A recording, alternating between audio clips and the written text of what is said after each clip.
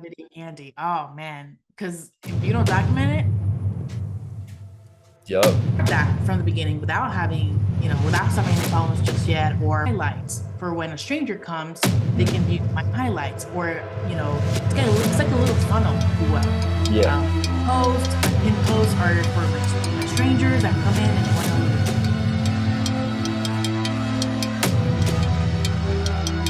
Hello, everyone. Welcome back to the podcast. Today we have Teresa on. Hello, Teresa. How you doing? hello, hello. So, Teresa, someone who doesn't know who I am, they don't know who you are. Why should they stick around and watch the podcast today? Well, my name is Teresa Sivak, and I am a veteran, but I also have a full-based marketing agency that help veteran-based businesses through psychology, military-based methods to show up, sell, and operate their business efficiently. Awesome. Hmm. So, Teresa, what does your journey look like to get to where you are right now? How I started, I went to the military. When I got out, I did a MLM. So if you know what MLM is multi-level marketing business. And from there, instead of selling, all I did was teach how to sell and teach how to optimize their social media to sell. So when I realized that I could do this on my own with my own business, I did that. So I did MLM, or multi-level marketing, for 4 years. Then after that, December of 21, I decided to open TGS marketing immediately. I was like, okay, this is it. So once I did that, the first year was rough, okay, because as any business, but it got better as I started learning my strategies, my niche, using what I learned, my skills. And so from there, I realized, okay, I'm going to help my veteran-based businesses, or people that want, or businesses or entrepreneurs that want that military-like training and discipline in their business. Uh-huh. And from there, it just exploded. So here we are today, Nice. almost 4 years later. Mm-hmm. What has been a couple of the biggest milestones you've reached as far as gaining marketing competence? I would have to say staying on top of the quote unquote trends. Mm-hmm. The way I work, I don't really stay to the trends. I stay to the basics and brand strategy. Mm-hmm. But I guess one of the biggest hurdles have been just explaining to business owners and entrepreneurs that you don't have to do trends to make money. You don't have to stick to these, trends that you see on social media or trends that you see online and apply to your business, because it may not work. Mm-hmm.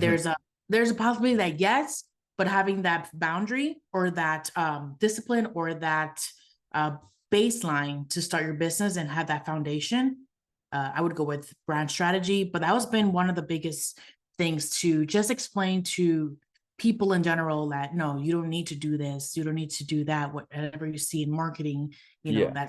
it all depends on what your business is, who you're targeting, and then we go from there. So for you, it seems like you have a very specific niche of clients that you work with, veteran-based businesses. How do Yeah. you go about qualifying people to work with you? Um, well, they are attracted to me. At first, I used to reach out to a lot of people at the very beginning. Oh, excuse me for that. Oh, good.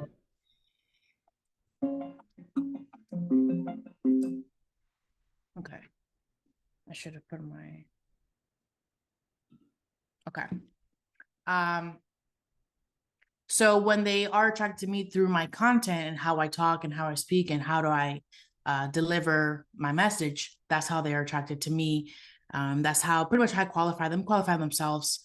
But if somebody that I reach out, I make sure that one, they are a veteran, because they understand who I work with and how strict, I guess you can say, that I am when it comes to the business. I mean, one of the reasons why people come to me is to have that discipline in their business Mm-hmm. at the beginning.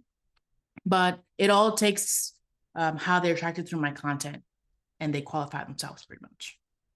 Okay. Mm-hmm.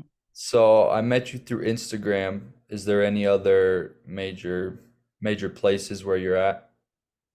Instagram is one of my biggest places. I've had it for since pretty much since Instagram started. But I am on Facebook, I am on Alignable, I am on TikTok, and those other major platforms that you see out there. But my main platform is Instagram. You Mhm. can find my work there, a lot of my clients there, a lot of my reviews and testimonials on there. But yeah. So how do you go about being well balanced in all the different social medias? Like, because if you're just on Instagram and something goes wrong, then you're risking losing business. What's a good, or I guess a better question, how do you find a balance between all the different social medias if someone was listening and they're also in marketing? Like what's a good balance that you found? That is a good question. What I like to do is I like to stick to one platform. Hmm. Yes, I'm in these other platforms. Yes, my social platforms are optimized where they can easily find me if they want to book a call with me, or they can easily find, reviews and things of that nature. But I think staying to one social platform and mastering it, Hmm. if you can scale that and grow that, then you can go somewhere else. But I think just one place at a time, because you can go a little crazy. There is a lot of social media platforms. There is a lot of, and they're all different, by the way. They have different things that you can do Hmm. based on what you do. But I love Instagram specifically because I can, for example, I can create a story that it's for my audience that followed me, but then I can put it in my highlights for when a stranger comes, they Hmm. can view my highlights, or it's like a little funnel, if you will. Yeah. Um, my pin posts are for my strangers that come in and they want to know a little bit more about, about me. Mhm. But it's just a great way to utilize the platform as a little funnel For sure. from stranger to close, pretty much, as I like to put it. But yeah, having that balance is important because you can't go crazy. So just one platform, master it, grow it, scale it if you want, and then move on to the next if you want to, or just stay there. Awesome. Thanks for sharing. Mm-hmm. So in this day and age, there's a surplus of information, there's a surplus of gurus, if you will. How do you how do you establish credibility? Like when someone first clicks on your page, how do you go about establishing credibility? Like I actually know what I'm talking about. I've actually helped people in the past. That's another great question. And I think it's by results, if I'm being honest with you. Results. Having that one single problem, solving it, and then having the reviews and testimonials to back it up. Once you've done enough of that and you've posted it, and Hmm. then you have that structure where, okay, I'm going to talk about this problem, but look how I solved it with a client. Hmm. That's how you establish credibility right then and there. If you I mean, if I guess your next question is, or if it's not, but how will you um, be able to start that from the beginning without without having any problems just yet, or how I started? I just talked about what I know that works and what I've seen people struggle with, even Hmm. if I didn't have anybody that I have solved it with. But then when somebody comes to me, like, hey, can you help me with this? And make sure to have a testimony right backed in, or having hey, once I'm done with this, with this call, can you give me a small review? I don't know Hmm. how it helped. And there's your credibility right there. But beginning is just, you have something that you've done, that is recorded, that is documented, that you've helped. I think Yeah. that's one of the things right now, yeah, that people are a little hesitant on, or they want to know about somebody. They have a problem, but they want to know, can you really help me? Yeah, Yeah. here's the proof. And if I don't have any, just ask me any questions. I'll do it for free. I worked for free for the first year. A lot Dang. of people do that, but I did, and that's how I established my credibility 100%. Wow, Working for, big guarantee. yeah, That's a big yeah, guarantee.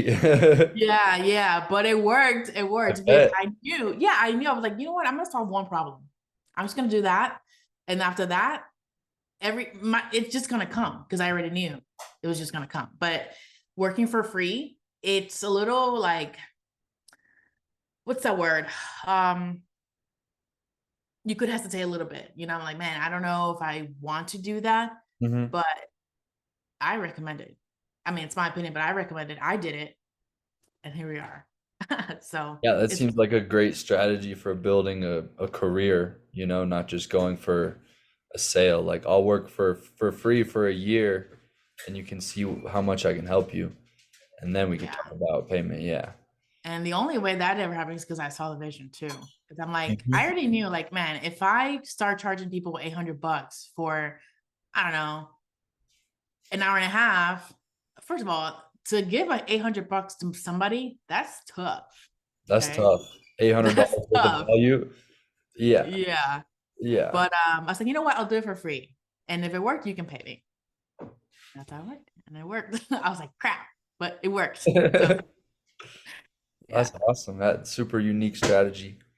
Thank you. Thank you. And so yeah, everyone listening at home who's in marketing or in sales of any kind, that information you shared about testimonials is super valuable. And like Super. figuring out the questions that your prospects are asking right now and a good way to answer that with previous things that have worked. Yeah, it Yeah, can for be sure. And super make sure to helpful. record it. Have Hmm. that video handy. Oh man. Because if you don't document it, Yep. Picture you didn't nothing. happen. Yeah, yeah. Absolutely. And you want that sale? Document it. Uh-huh. So, what have been some good resources that have helped you level up your career, either books or influential people that you listen to, podcasts, anything like that? Um, a lot of schooling. Oh, I school. actually, yes. So everything that I do in my business is because I had some type of schooling, some type of certification in, or whatever the case may be. But I went to school for psychology and addiction. So I have a bachelor's degree in that. Okay. So my military based agency, marketing agency, has a little bit of psychology in it. So Hmm. we do psychology, consumer psychology based on, who your target audience is. And then I have a um, master's degree in business, concentrating in marketing. So I did that as well. And then I have actual brand strategy certification from Section 9, um, from Dr. Galloway. And we did that for 6 months. And I have brand strategy. So I'm a certified brand strategist as well, because that's a certification for brand strategy. But yeah, the foundations of business, I Yeah. make sure to have some type of certification. That way it's like an extra uh bullet, that I have. Okay, if you want brand strategy, I mean, you can go with me if you want to, but I'm gonna charge you a little bit more, but you're gonna get the right information. You're gonna Yeah. get actual foundation based on what I've taught and what I invested in. That's And then awesome. of course I read books here and there from my business class that I've had. I have a textbook still that I on my nightstand that I just like read from time to time, like actual college textbooks in marketing. I have some of Yeah. those. Okay. Uh, but yeah, just trying to stay on top when it comes to like just learning the fundamentals Hmm. of marketing has helped a lot. Uh, Yeah. because one of the things that I've realized is, and I've noticed is, a lot of quote unquote gurus that are marketing, they kind of just, from what they've tried, and then, oh, it sticks, but I learned it on YouTube University, which is not bad. It's not bad Mm-mm. at all. You could learn a lot from YouTube. You could learn a lot from the internet, from online, Mhm. but just having that extra step of investing in education when it comes to what you're trying to do, Mhm. it just helps out. That step up. Mm-hmm. Yeah. Would you mind elaborating a little bit on maybe some of the more important things you've learned in psychology that are also transferable into marketing? Yeah. So when it comes to, for example, I did the bachelor's in addictions. Mhm. Why people get addicted to things. Why people are shopaholics. If you say that, it's just that trigger that they fulfill. That so there's that sometimes feeling that they get that of wow, but it's quick. Why does it keep happening? It's the same thing as why people buy. Why do people buy from you? You know, what do you have? What brand? What's the feel good that you have? Why do they keep coming? So imitating that in your business, in your products, in your services, that's what a lot of things that I do with my clients. Consumer psychology as well. You know, it ties into why you. What's the reason that they're going to go with you instead of, you know, whoever, even if it's cheaper or even Mhm. if it's less of a quality or more of a quality, why use? You know, what's that thing that you give off? But it's all psychology. It's all like what people think of you. So we try to imitate that into the business side. Awesome. Thanks for sharing. Mm-hmm. Would you say that people always buy impulsively Not always, but um, not always, but as of lately, I feel, I guess. as of lately? How come? Yeah, as of lately, because there's just a lot more stuff out there now, a Hmm. lot of more businesses, and there's a lot of people with a problem. And because you have a product, this, you know, business has this product, maybe they think that this product can solve their issue, but when they have it, maybe it doesn't, you know. So this is where you come in knowing who you're going to target, who your target audience is. That way you can actually solve their problems, you Hmm. know. I don't know if you have it's ever happened to you where you purchase a product or a service thinking that's going to help based on, you know, whatever the case may be, but it doesn't do anything for you, and you're like, damn, I wasted my money, you know. Hmm. Yeah, so there's Hope like that, that. but yeah, and even after the pandemic, I feel like just more businesses open, and they're kind of Mhm. just waiting that, like, playing that staying afloat game, so pushing out, you know, tons of marketing, pushing out tons of photos and videos, but there's no actual, you know, concrete. And people are, we love that quick feel good, so we're gonna buy it. Especially now, TikTok Shop, man, there's just a lot of Yeah, stuff. TikTok shop has changed the Yeah, game. yeah. So as you know, I'm sure men, but for us women, Mhm. we like our stuff. You know, we like to buy things. There's a lot of things that I bought from TikTok that I'm like, damn, this is great. And then when I got it, it's like, okay, I used it for one time, and now it's just here, you know. I thought it Yeah. was a problem, and here we are. But yeah. So you see a lot of people, especially in e-commerce, they'll sell on price. What's your opinion on that? What do you mean when they sell on price?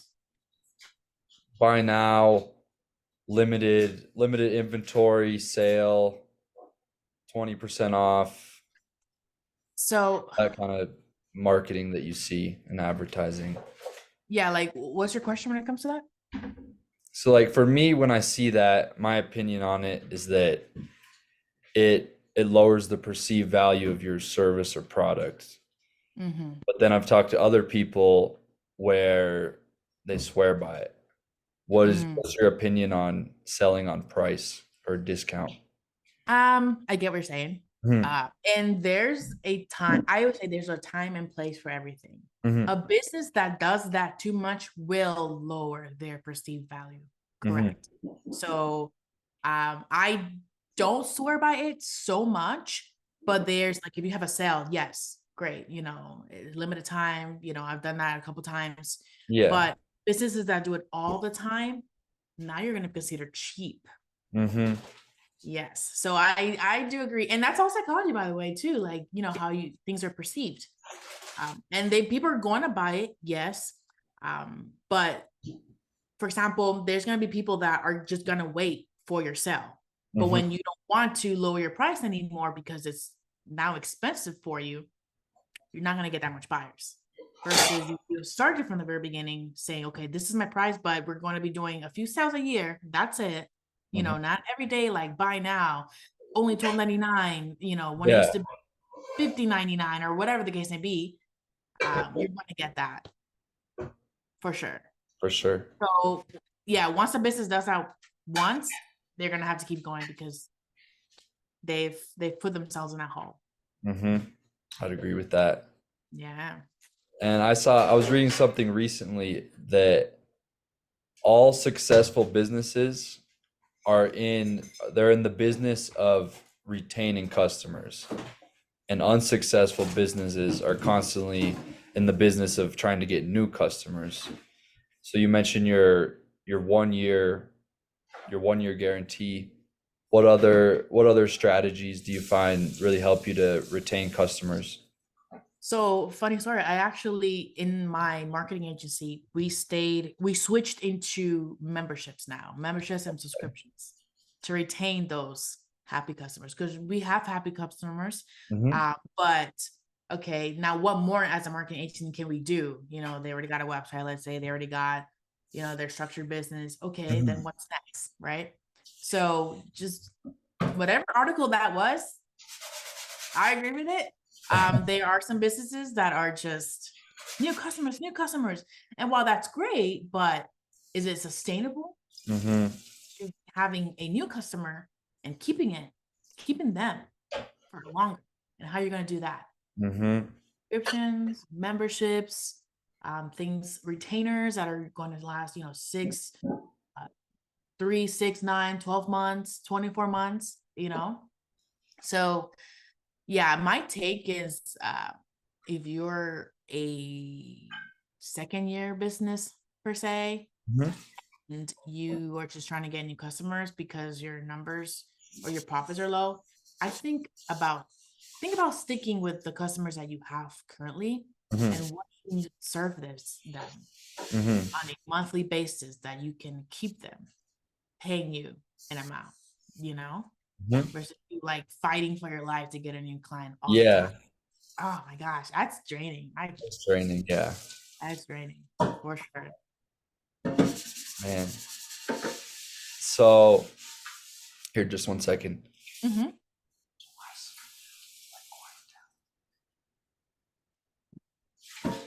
Sorry, my roommate. Don't Um, worry. so yeah, keeping customers is very valuable. That's the lifeblood of the business. How, so like an email list of people who have given you their email or past customers, that's a very vital tool, right? For every business. Hmm. How how often do you think is acceptable to reach out to your email list without going too overboard?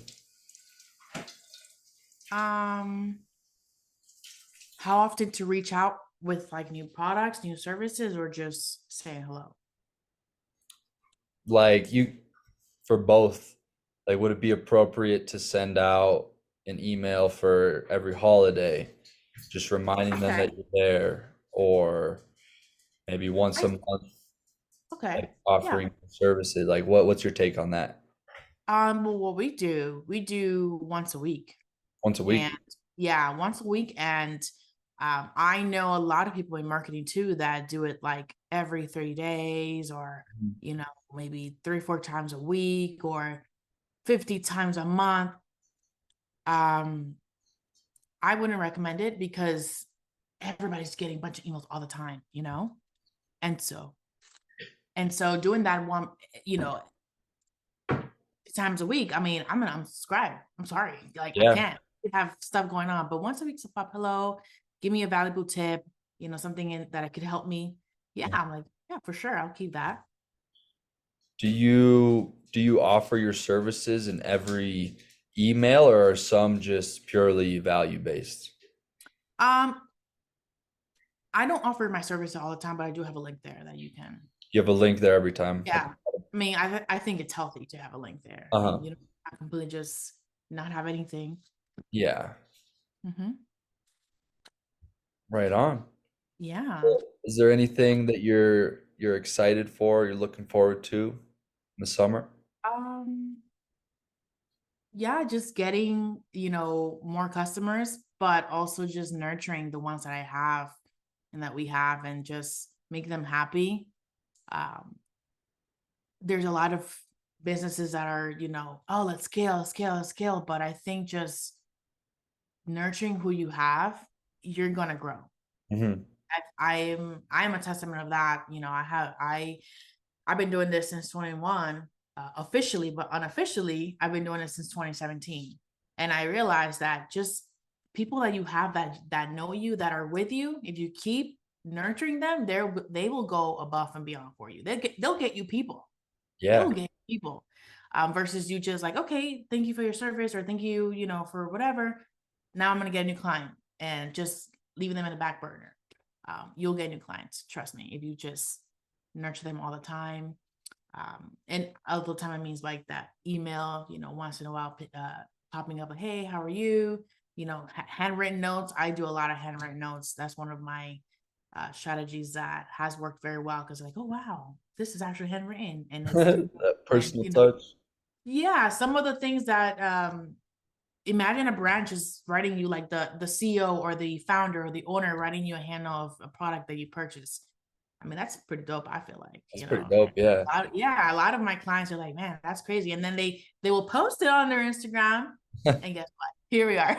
Let me Mhm. get what you Here like. you Well, are. not many brands do that. They're just like, here you go and go. Here you go. Like, have some, you're dealing with humans. We're Uh-huh. all humans here, real people.